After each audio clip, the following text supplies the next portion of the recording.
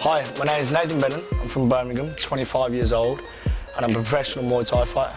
So, currently I'm two-time British champion, European champion, and #1 in the UK at 63.5 kilos. I've had 25 fights, lost 7. So I've done all right, but I had a lot of junior experience as well. So I started when I was 11. I had a lot of junior experience fighting in British championships and all around the UK and stuff. So I've had a lot of fights. So I got into Thai boxing when I was 11 years old. My older brother Kieran went to a Thai boxing gym near my house and took me along. And he was more the star of it. He was going to be the fighter, and he's a bit older than me. He's a bit more the lad than I was towards it. But then as we progressed, I enjoyed it and I carried it through, and he kind of hit 17 and went with women and enjoying himself and stuff. And then I kind of just stuck at it and just carried on training. Okay, so I own a gym. I own a Muay Thai gym in West Brom in Birmingham.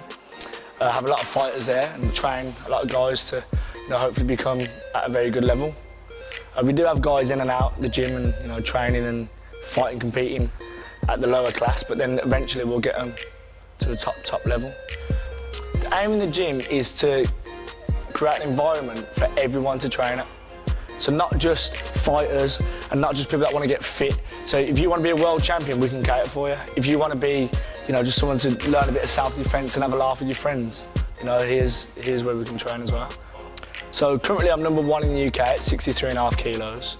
I'm fighting on the 5th of May in Scotland against #1 at 61.5 kilos, so he's at a lower weight than me.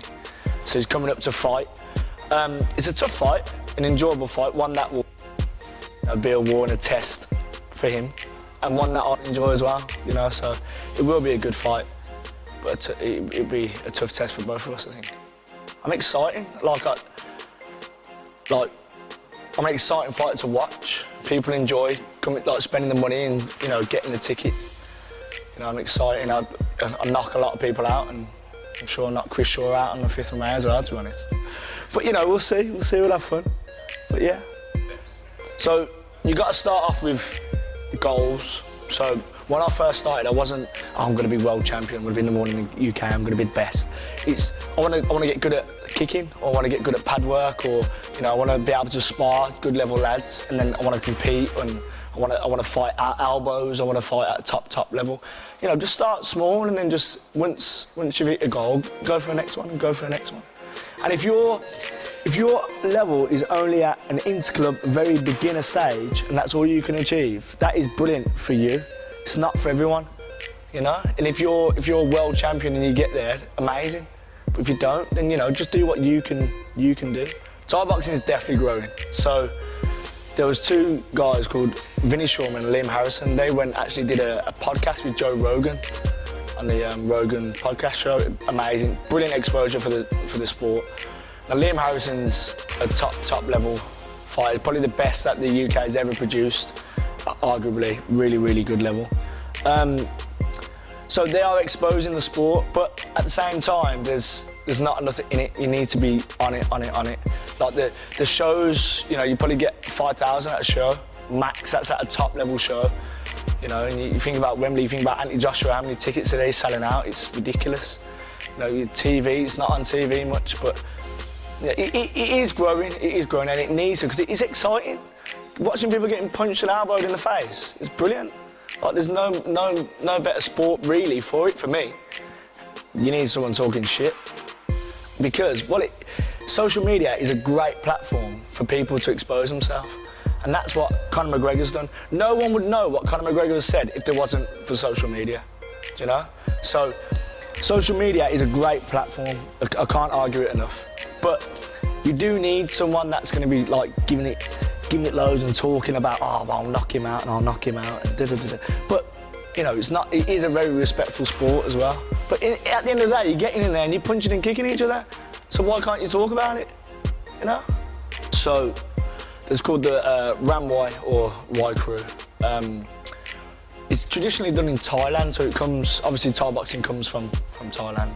It's their national sport, but It's done because it's a ritual dance where they pay respects to the gym, you know, and their families and to their opponent. So it's more of a spiritual thing for the fighter.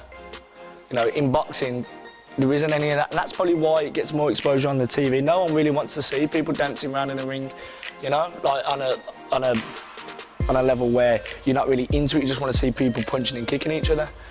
You know, so they are trying to cut that bit out now, I think, on the TV ones, on the shows that are on TV. There was a show called Muay Thai Grand Prix, very good show, a great show to get on.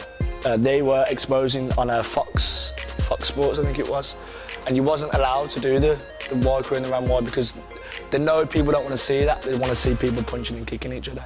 So I think if they move all the traditional stuff out of it, you know, it could probably get a bit more exposure, but then it will, you know, a lot of people feel a certain way about doing it. When you fight at a very high level, you know, it's very important to train very hard as you can. So a lot of people train twice a day. They do the morning runs or the pad work and then the spar, and then they'll do the same on the evening.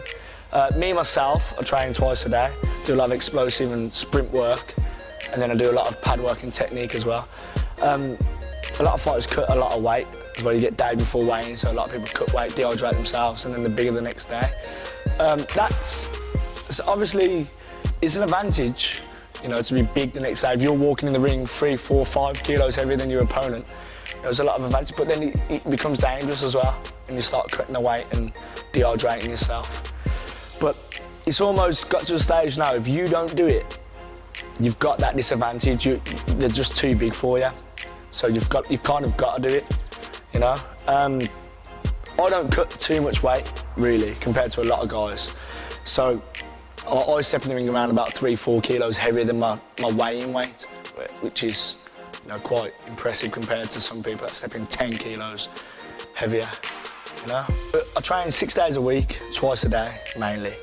You know, you might have a light session in the morning if you've got a tough sparring session on the evening, but generally it's 100% 6 days a week, eating right, you know, making sure your diet's on point, making sure you're not, you know, fatiguing, you got the energy, you got the calories in there to train hard, you know, perform at the best of your ability.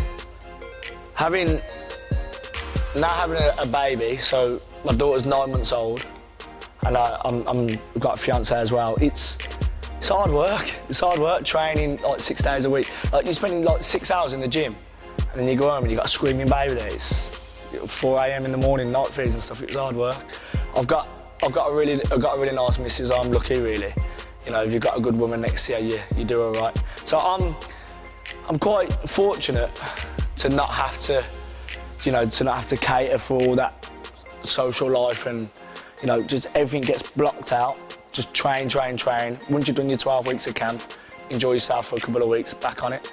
You know, a lot of my friends, I've been doing it a long time, a lot of my friends understand. You know, don't get no distractions, I'm just 100% in the gym. One of the high points of my career is definitely I was on a really good win streak. I had 7 wins in a row. 4 of them were coming by knockout as well. But then a low point was on the 8th fight. I got knocked out in the first round, 50 seconds of the first round. I fought Swedish number 1, you know, a very, very good lad. But it was early in the fight, you know, anything could have happened. It was a bit of a freak shot, really. I got hit with a big hand and a few elbows, and I was just out of it. And I actually went for a rematch with him a couple of years later, but then he pulled out. He was unable to fight.